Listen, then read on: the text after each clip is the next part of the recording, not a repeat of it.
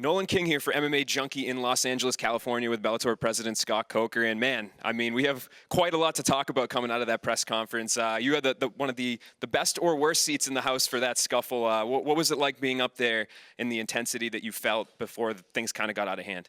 Yeah, I mean that escalated really quickly, and it just goes back to this is a big fight, and the pressure's on, and I think the intensity is there, and you saw the passion, and I think you saw a lot of how they really start feeling about each other, because a lot of John back and forth, especially with the dad, the coach, and man, it's going to be a war on Saturday night. This is going to lead to I think a more intense fight. And as a promoter, I mean, obviously there's some dangers involved when guys start to get physical or go at each other. But at the same time, I mean, it seems to get people excited. Like, people are talking about it on Twitter now. So where do you stand when stuff like that happens? Well, is it nerve-wracking? You know what, I'll tell you, my thing is I just don't want the fighters to get hurt, and the thing is that no one's getting paid today, right? It's like the fight happens on Saturday. Everybody gets paid Saturday. So let's save it, boys. But, it's like, man, when they started going at it, I was like, okay, this could get bad really quick. So I felt like I had to just try to keep them separated. We had security come in, and I think honestly we're gonna have to get additional security on Saturday night. Just to be honest, I think we're gonna have to order some more security. Smart move there. And talk about the fight itself. I mean, listening to them up there, it's interesting, right? Because a lot of times I think the champion's kind of the one that has something to lose and the challenger has to gain. But AJ's star potential is so big, too. So who do you feel like, who has more pressure coming into this fight, more to lose? I'll tell you, that's a tough one because, I think Pitbull, he's been a fighter that has just delivered over and over and over. And how many fights has he been in, that has been, high pressure? But this is a different level. Now you got $1 million prize on the line. You got the tournament champion. You got the champ, the champ belt.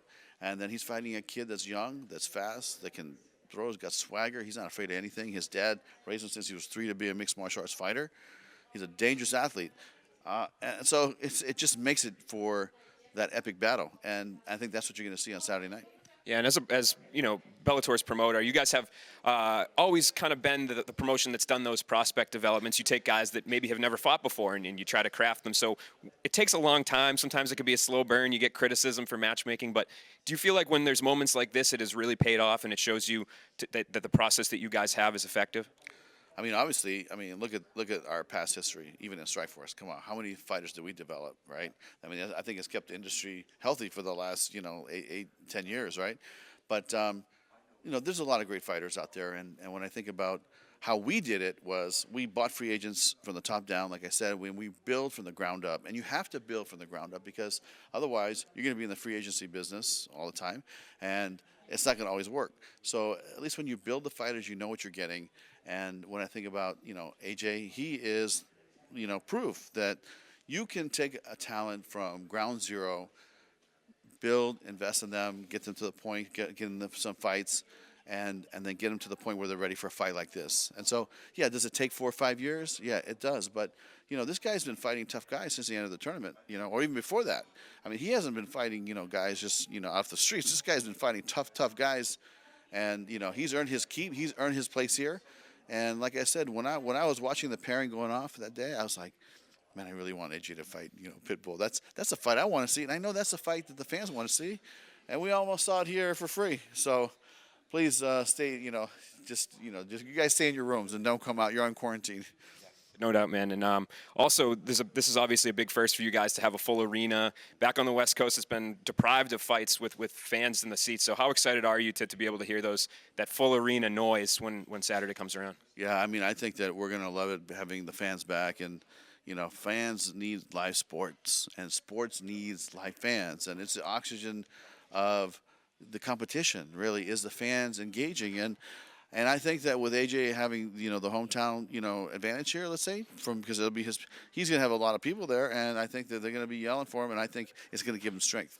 And talk to me about the coming months, too, because you guys are going to South Dakota next month. You announced London the other day. So would you say your travel schedule, barring any border laws or whatever in certain countries, that you guys are kind of full force, on the road again? Yeah, we are definitely relaunching, which is starting this Saturday. And then we have the fight with Gegard at the Mohegan Sun on the 13th of August, which will be live on Showtime as well, 10 p.m. Eastern. And then we have the fight with with the Karatana fighting Czech Congo. And then we go to the London fight. and then we go to Moscow, and then we have a bunch of fights after that I can't tell you about. But it's going to be exciting because we're going to bring all the guns before the end of the year. You're going to see all of our stars fight again before the end of the year. Talked to James Gallagher yesterday. He said some rumors maybe about an Ireland show. Is that something you guys maybe are eyeing? Yeah, did he say that? Did James really say that?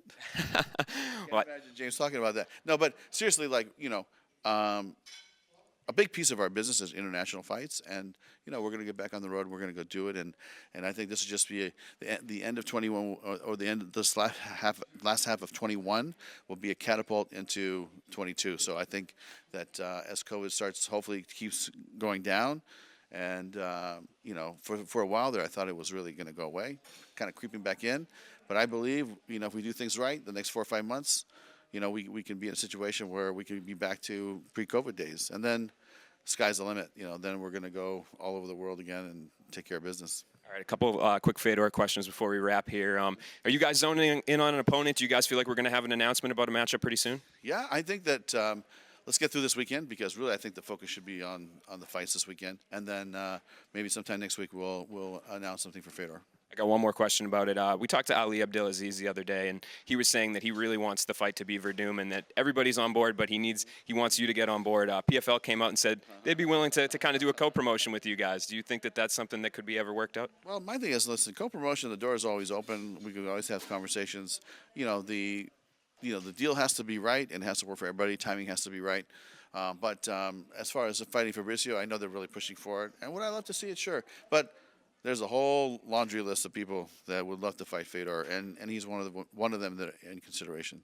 Great. Appreciate the time, Scott. Great event, great press conference, and looking forward to Saturday night. Thank you.